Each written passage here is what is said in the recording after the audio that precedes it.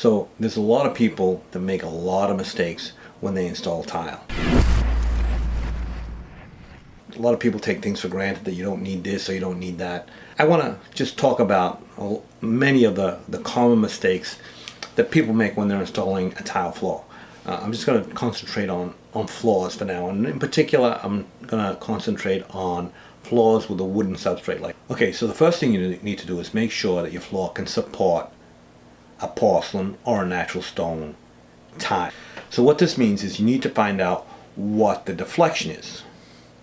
This is not something that you can skip. If you put a floor on a tile that doesn't have the correct deflection tolerances, you're going to be in trouble. You need to know if your floor, if your substructure, if your plywood subfloor is strong enough to support tile. Don't just assume that it does. So what is deflection? Deflection is the amount the floor will bend or deform under live and dead loads. The numbers are important. For a ceramic or porcelain tile, the deflection has to be L over 360. For tile, it's L over 360. For stone, it's L over 720. So what that means, if you're putting a natural stone down, the floor has to be twice as stiff. So if your floor meets the L over 360 standard for porcelain or ceramic tile, that doesn't necessarily mean it's going to meet the L over 720. So if you want marble, or if you want a natural stone, travertine or something like that, and you got the 360 but you don't have the 720, you can get a tile that looks like marble. And today, porcelain tiles are very convincing. You can find a porcelain tile that looks just like a natural stone. So that's an option. If you can't do that, then you're going to have to strengthen your subfloor. Either you're going to have to add another layer of plywood, or you're going to have to sister up some joists. You're going to have to do something to make the floor stiff enough to meet the L over 720 deflection standard. And the reason for that is that natural stone comes out of a mountain. It's not man-made, obviously. So, you know, has fissures, veins, highline cracks. It's not completely solid. A lot of times you see like a travertine, you turn over the back of the tile and there's a lot of voids in it. And on the front of the tile, it's filled with a filler. So a lot of natural stones are not very strong. So you need to have a floor that's stiff enough to support that. If you want marble and your floor is strong enough for ceramic, you can use a ceramic instead of the marble. But if it isn't even a strong enough ceramic, then you have to do the same thing. You have to beef up your floor. Like I said, either add another layer of plywood, you're going to have to modify the joist structure, sister up some joists, something. You're going to need to do something. I'm not, an engineer, so I can't tell you how to do that, but what I'm going to tell you is that you need to figure out how to do it. So another mistake is people don't check for flatness. So once you know your floor meets the deflection standard, you have to check how flat the floor is. So once you got your floor stable and suitable and strong enough, or a porcelain or a marble tile, in many cases it is, so you think now you're ready to install your tile, or install your underlayment and install your tile. Not quite. First you have to make sure that the floor is flat enough for your tile. So I didn't say level, I said flat. Because the floor doesn't necessarily have to be level, it just has to be flat. There's a saying in the industry that says, level is desired, but flat is required. So the floor doesn't have to be level, it just needs to be flat. This is from the TCNA handbook, so let me just read this. For tiles with all edges less than 15 inches, the maximum allowable variation is a 1/4 inch in 10 feet and no more than 1/16 of an inch in 12 inches. For large format tiles with one edge greater than 15 inches, and for natural stone tiles, the maximum allowable substrate variation can be no more than 1/8 of an inch in 10 feet and 1/16 of an inch in 24 inches. So for large format tiles, it has to be twice as flat. And a large format tile is anything with one side larger than 15 inches. That could be 6 inch by 24 inch tile. It could be 6 inch by 36 inch tile. And don't think that a leveling system is the solution to a non-flat or a wavy floor. A leveling system is a tool. It's not a miracle cure for bad floors or bad prep. A flat floor is going to be a lot easier to install your tile. It's going to go a lot quicker, and it's going to be a much better floor, much better looking and much more stable. It's just going to be a better floor. So another problem I see is people install their backer board. If they're going to use a backer board, they install it directly to the subfloor without putting down a leveling bed of thinset or taping the seams.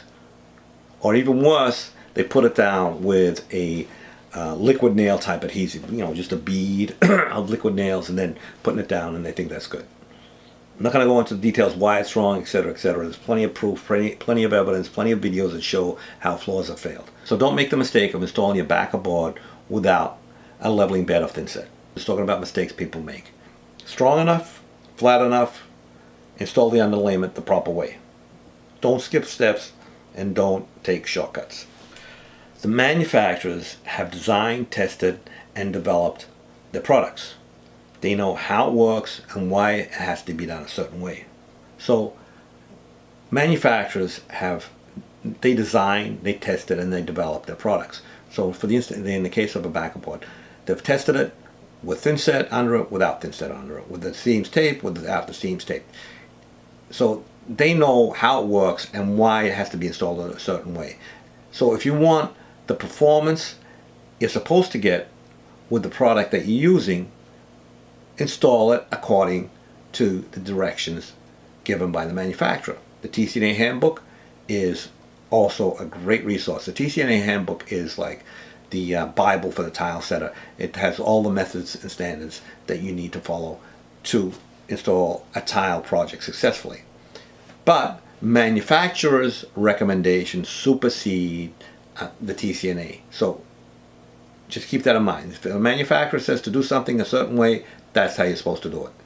So if you just skip some steps and just do it how you've seen on YouTube videos where people are just installing the backer board, no thinset, no taping the seams, and then you have a problem with cracked and loose tiles, don't be surprised, because that's not how the manufacturers say you need to install it. Backer board, the leveling bed is so that the backer board is fully supported. There are no voids under it, so there's no movement. It's sitting completely supported.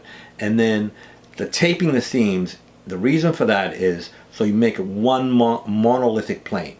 If you don't tape the seams, now you have individual panels that are moving independently of each other. If you tape the seams, now you have a monolithic plane and it all moves together. So that's why you need to tape the seams. So the way I see it is, if you do one thing wrong, you make a mistake, one mistake, or you don't follow one step, your floor probably gonna be all right, maybe.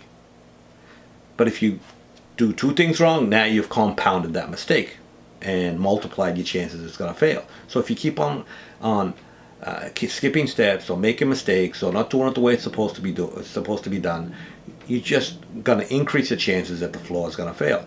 So what to do is do everything the way it's supposed to be done, so you get the best chance of having a floor that doesn't fail.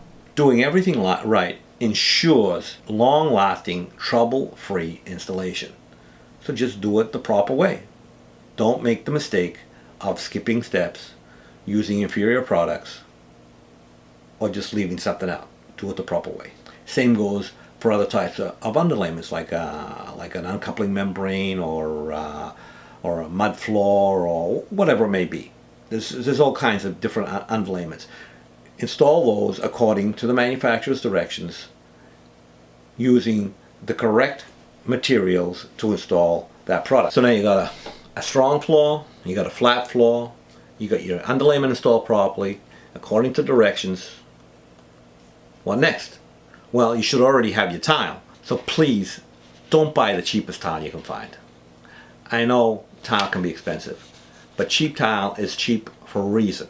They're not cheap because they're made as good as expensive tile. Tiles are manufactured to certain standards. So when you look at a tile, it's got a bunch of numbers on there. It's got the dialot, it's got the caliber, it's got the gauge, it's got the size and the model. The dialot, the caliber, and the gauge are very important. The dialot means that all the tiles of that model or that series of tile are all going to be the same dialog. They're all going to be the same color, or they're going to have the same variations, or whatever it is. But they're all going to be the same. The caliber is the size of the tile. So the size of the tile will be all within the tolerances of that caliber. And the gauge is the thickness of the tile. So all the tiles are going to be within the tolerances of that gauge, that series of tiles. So when the tiles are made, they're larger, then they fire them and they shrink, and then they get sorted. They get sorted by caliber, dialog, gauge, so that when you buy a box of tiles, they're all going to be the same caliber, same gauge. So when you buy 50 boxes, you're going to make sure that all the numbers are going to match, because if you get all the tiles of all the same dialog but different calibers, they're all going to be the same color or the right color, but some tiles might be bigger or smaller than others. Same for the gauge. Gauge is not as big an issue as caliber. So you just got to make sure all the boxes have the same numbers. When you go to a tile store, usually it's a much safer option. If you go to a box store, for example, and you're gonna grab, you need 30 boxes, so you go to the shelf and you get 30, and you get 30 boxes of tile off the shelf. Oh, yeah, you're all set, right? Well, not necessarily, because a lot of times someone came before you came, they needed 30 boxes, and there were 50 boxes in the store. So now they come and take the 30 boxes, there's 20 boxes left over. So now they restock the shelves. They restock the shelves with another dialog or with another caliber. And then so on and so forth. Or maybe the store doesn't have as many tiles as you need. You need 50 boxes and I've only got 40. So they say, well, we got another 10 boxes at this other store. And so you go get them there, and they're completely different dialogs. So that's an important thing. You can get those tiles at those stores, but just make sure they're all the same, all the numbers match, so that when you go to install your tile, you put in a 6-inch by 36-inch tile, and then you get another dialog or another caliber, and instead of being 6 inches, it's 6 1/4 or 6 1/8 or 5 5/8 or whatever. So just make sure that all the numbers match. Very important. This happens time and time and time again. So don't expect a tile that you buy at pennies a square foot to be the same as a tile that you buy at dollars a square foot. They're not the same. There's a reason why they're not the same. We just talked about caliber and dialog and all that stuff. So there's a reason. So if you're going to make a cheaper tile, you have to save money somewhere. So where are you going to save the money? I'm just saying. If you need a cheap tile, buy a tile that's being cut in price because the store's trying to get rid of it. So it was formerly, a tile that was more money, and now they slashed the price because they've only got so much left, or they don't make it anymore, or whatever the reason. So they want to get rid of it. That's when you can buy it. Not a cheap tile, but an inexpensive tile. A tile that is a good quality tile that is being discontinued, or the store doesn't want to carry it anymore. That's when you can buy a less expensive tile. This is just my opinion. This is what I've found. All tiles are not equal. Don't assume they are. Okay, so now you got a flat floor, you got a strong floor, a flat floor, you put down your underlayment, you got your tile, now you got to install the tile. And you need a glue to install your tile. The glue is thinset. So if you're looking at something that's in a bucket, put the bucket down, turn around, walk away, don't look back. If it's in a bucket, you don't want it. Take my word for it, you don't want it. Although there are other adhesives, thinset is what you're going to use in the vast majority of cases. So there are different kinds of thinsets that meet different standards. So you need to get the thinset that's appropriate for your tile, for your underlayment, and for your substrate. Don't use thinset that you find in a bucket. Use a good quality thinset of the right type. So anyway, so you need to get the correct thinset for the tile and substrate you're using. So if you're in a box store and you're going up and down the aisles and you don't know what thinset to use, don't ask a salesperson. You probably know more than that. Take my word for it. Do the research online, find out what the kind of thinset that you need, and then go with the appropriate one. Every bag of thinset has the standard printed on it. So you can find the thinset you need by looking at the standard. And obviously a cheaper thin set isn't going to be as good as a more expensive thin set. So if you buy a thin set and it has the A118.4 on it, it's going to meet that standard. But if you buy the cheapest thin set, it'll just barely meet that standard. If you get a more expensive thin set, it's going to exceed that standard. So just buy good quality thin set, because the thin set is the thing that's going to hold everything together. And the thin set is not what's going to make or break the bank. You only need, depending on the floor you're doing, you're going to need 2, 3, 4, 5, 6 bags, whatever. If you've got a really big floor, you might need more. But the thin set is not the thing you want to skimp on. The thin set is the thing that you want to spend the most money you can. Okay, so now we got a strong floor, a flat floor, underlayment installed correctly. You know what your tile is, and you know what thin set you're going to use. Now you go out and you got your expensive thin set, and you go buy a V-notch trowel to install your 6-inch by 36-inch tile, because with the smaller trowel you're not going to use a lot of thin set, so you're going to save a little bit of money. No, please don't do that. The bigger the tile, the bigger the trowel. So if you've got a mosaic tile, that V-notch trowel is probably going to be okay. Not always, but probably going to be okay. If you've got a 12 by 12 tile, that V-notch trowel is just not going to work. And if you've got a 6-inch by 36-inch plank tile, it's just a disaster waiting to happen. So the bigger the tile, the bigger the trowel. The reason you got to get the right size trowel is because you have to get the correct coverage on the tile. So for interior floors or even walls or whatever, the coverage has to be 80%. So 80% of the tile has to be covered in thin set. If you're in a wet area, or you're exposed, or if it's natural stone, that bumps up to 95%. And in all cases, the edges and the corners have to be supported. The goal is always complete coverage. Back buttering can always be helpful, but it doesn't ensure the coverage you need. So make sure you get the correct coverage, because you don't want to use V-notch trowel. You're getting like barely 30% coverage, and you think your floor is done. No, you need to get the correct coverage, and the flatness of the floor is going to help with that immensely. So you got, say, a 1/2-inch trowel. Now you're going to start slapping your thin set on the floor. You got all kinds of swirls. You're going to go in all different directions. Wrong. You're gonna spread your thin set. You're going to get it all even, and then the thin set, the trowel is a gauge, and what that does, it leaves behind the correct amount of thin set. So what you want to do is you spread your thin set, and then your final comb, you're going to comb everything in the same direction.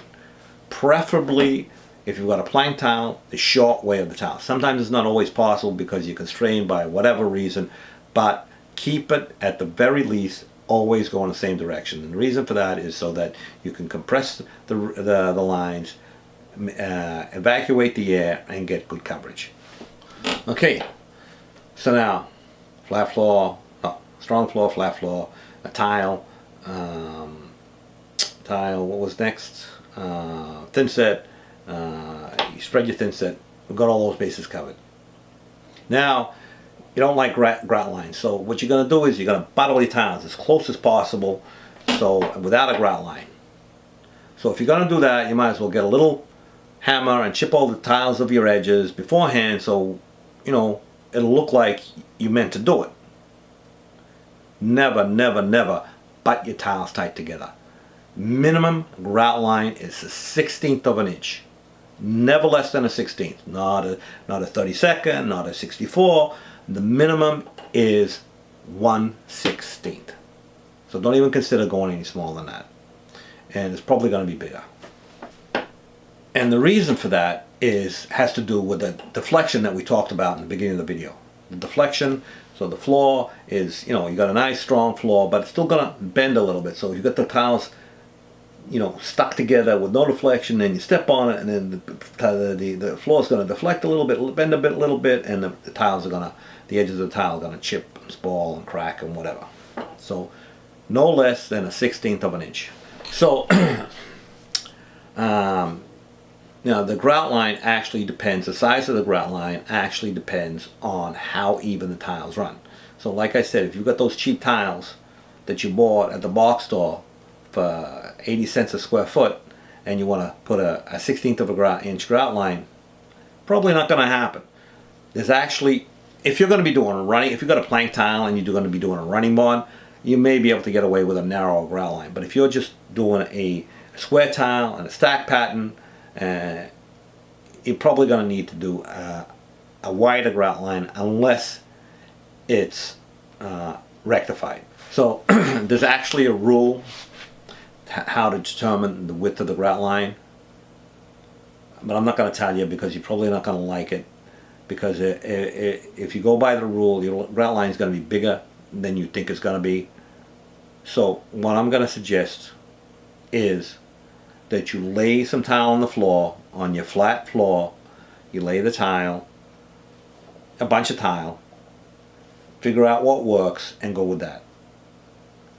But remember, it's probably going to be an 1/8 or more. 1/16 of an inch usually only works for rectified tiles. So I can keep on going on and on and on with the mistakes that people make, and I see them all the time. You just have to go into a restaurant in the bathroom sometimes, and you can see some really horrendous tile work. You can go into a house where someone else has done the work, and they really don't know what they're doing. And a lot of times, what you see and looks great, I'll look at it and say, how the hell did they get paid? So I'm just saying, always do the research, get the proper tools, get the proper adhesives, just get as much information as you can before you install your tile. And even if you're going to hire someone, if you know something a little bit, you know the process, probably you're going to be able to spot a mistake if they make it. There's a lot of hacks out there, so you need to be careful, and the more you know, the better off you are. Okay, so the last mistake I'm going to mention is movement joints. So you got a nice baseboard, your baseboard's on, you're going to put your tile tight to the baseboard, and then you're going to grout it in. You're not going to do that. You never cut your tile tight to a wall, even if it's sheetrock. The sheetrock won't compress, or the baseboard, or up against an island, or whatever. Anything that doesn't move, you have to leave a gap. If you're going up to a hardwood floor, you're going to leave a gap, because the hardwood floor moves a lot more than your tile floor. And the actual standard that you're supposed to use is you leave a perimeter movement joint and in doorways, and if you've got a big floor, you're going to do and if it's inside or not exposed, you're going to do every 20 to 25 feet, you're going to put a movement joint in both directions. So if you've got a floor that's 50 feet long and 10 feet wide, you're going to put it all around the perimeter, and then every 25 feet, so that'd be in the middle of the floor, you're going to put a movement joint. If it's 50 by 50, you're going to have a movement joint 25 feet this way and 25 feet this way, and all around the perimeter. If the area is exposed, or if it's outside, it's going to be every 8 to 12 feet in every direction. So, and the reason for that, if it's exposed to the sun, it's going to heat up a lot more, freeze, thaw, whatever. So outside 8 to 12, inside 20 to 25. And the perimeter. Don't skip the movement joint. If you don't believe me, I don't have a video on this, but if you don't believe me, go on YouTube, do a search for tenting tiles, and see what happens when you don't put a movement joint in. Okay, so that's it for now. I could go on and on. These are the ones that immediately come to mind. Probably the most common. Subscribe. Don't forget to subscribe. Thanks a lot.